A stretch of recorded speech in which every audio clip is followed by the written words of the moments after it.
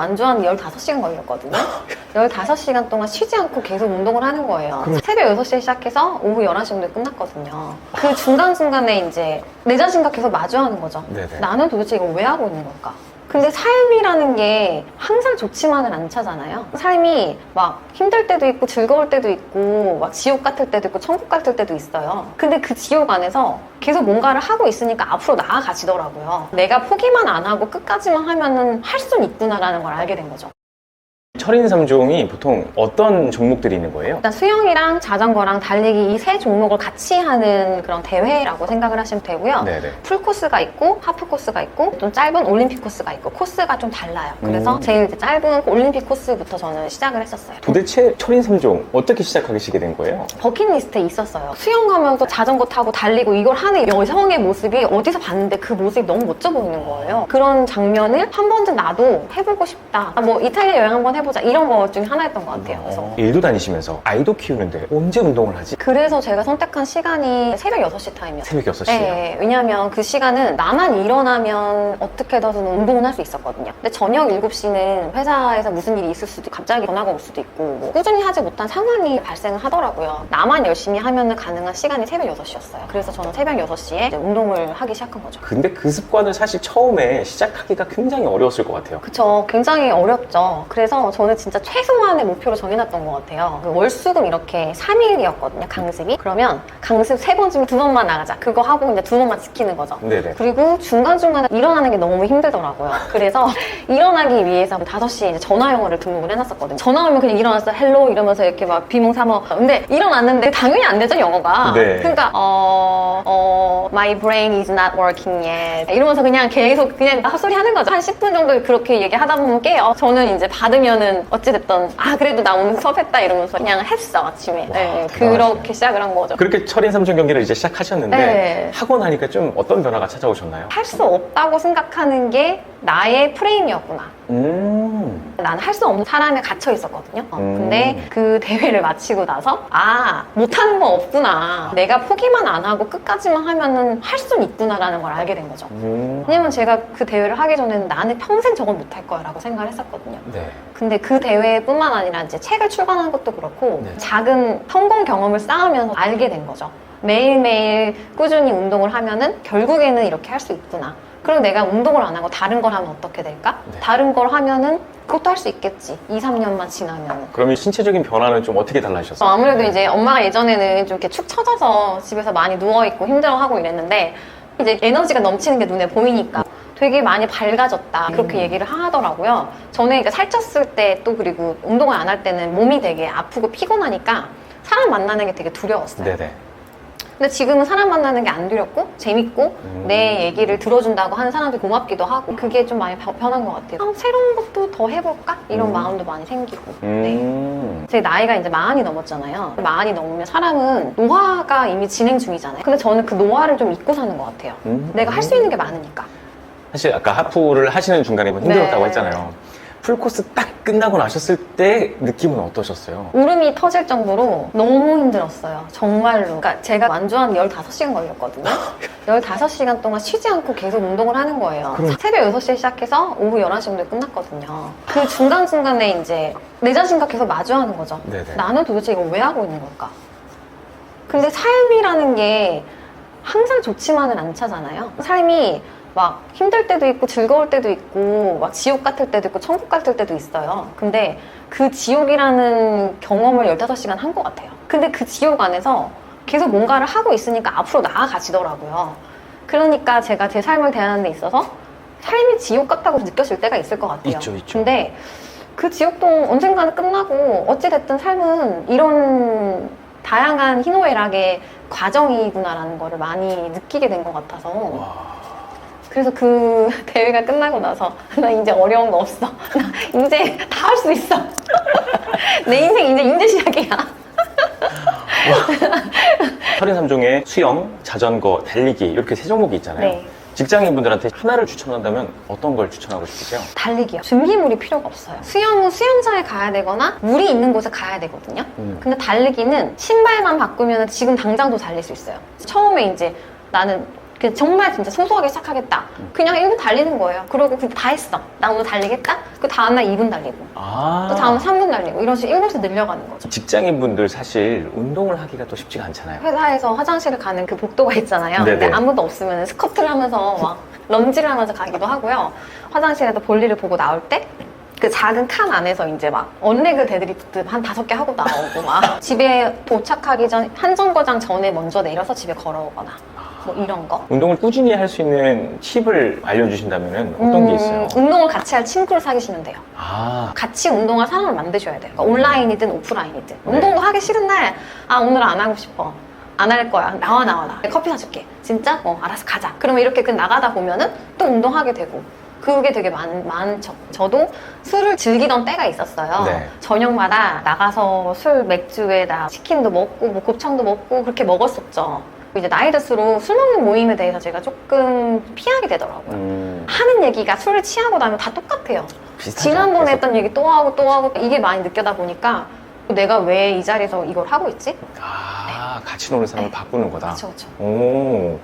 아무래도 이게 또 식단을 빼놓을 수가 없잖아요. 그죠. 실패하지 않는, 절대 망하지 않는 식단법? 어떤 게 있었어요? 먹고 싶은 게 있을 때 안 먹는 건 아닌 것 같아요. 이 욕구라는 게 네. 차단을 하면은 그 욕구가 나중에 빵 터지거든요. 그래서 맞아요. 요요가 더 와요. 그래서 진짜 내가 바꾸고 싶은 식단이 있을 거예요. 예를 들어 나는 저녁마다 맥주랑 치킨을 먹는 나쁜 습관이 있다라고 그런 분들 같은 경우는 맥주 대신에 먹을 다른 음료를 추천을 드려요. 사과식초 뭐 이런 거에다가 탄산수 타서 마시면 약간 해소가 된다고 하더라고요. 그리고 배달 음식 많이 드시는 분들은 어플 지우라고 말씀드리고요. 어플만 지워도 사실은 안 시켜 먹게 돼, 귀찮아서. 그리고 그거 외에는 치킨 같은 거 먹으시는 분들은 토마토를 앞에 먼저 먹으세요. 일단 배를 살짝 채우고 네. 그리고 치킨을 먹는 거죠.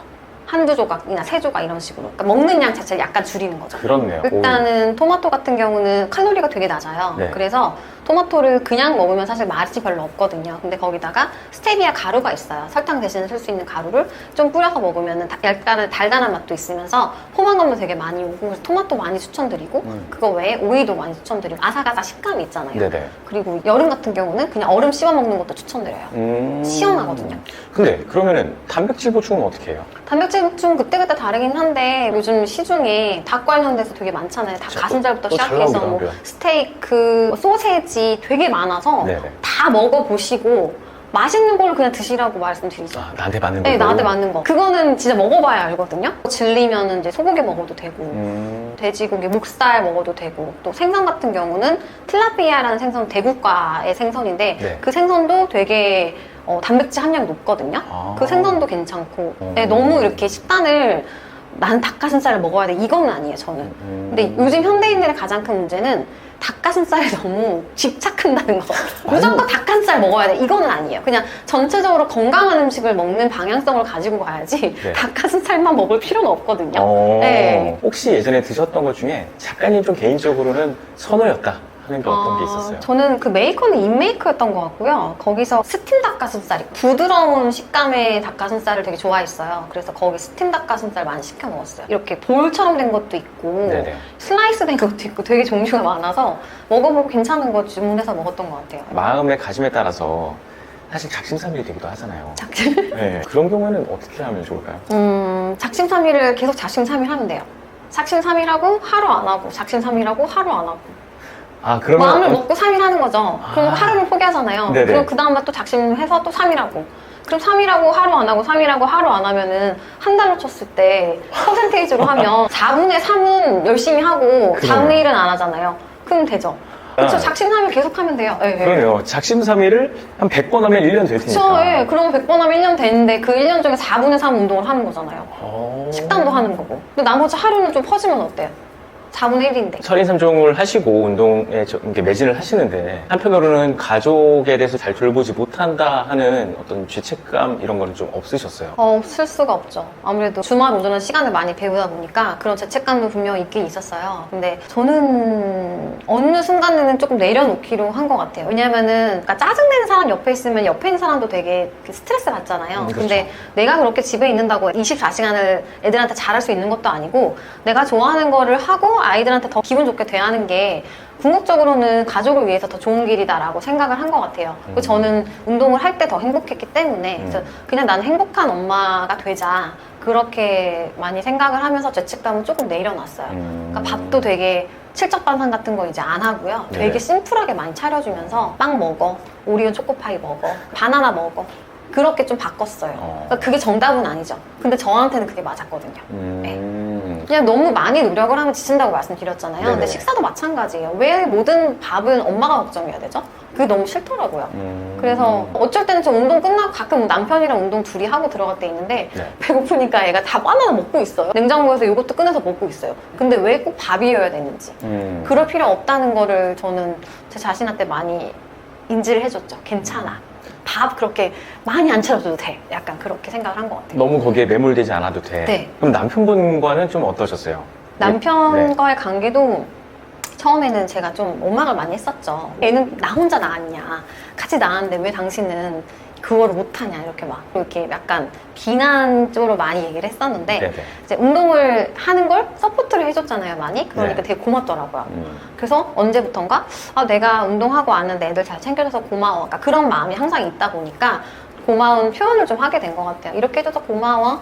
근데 이거는 조금 이렇게 해주면 안 될까? 그러니까 말을 좀 돌려서 좋게 말하면서부터 관계가 조금 더 개선된 것 같아요. 뭔가를 내가 하고 싶은 게 있을 때 네가 무슨 철인삼종이야. 무슨 여자가 이럴 수도 있어요. 그럴 수도 이럴 있죠. 수도 있지만 다행히 저희 남편은 하고 싶은 게 있으면 해봐야지 않겠어? 라고 얘기를 해주면서 제가 할 수 있게끔 많이 서포트를 해준 사람이에요. 네, 그래서 그 덕분에 다 할 수 있었던 거죠. 목표가 있다면 어떤 게 있으세요?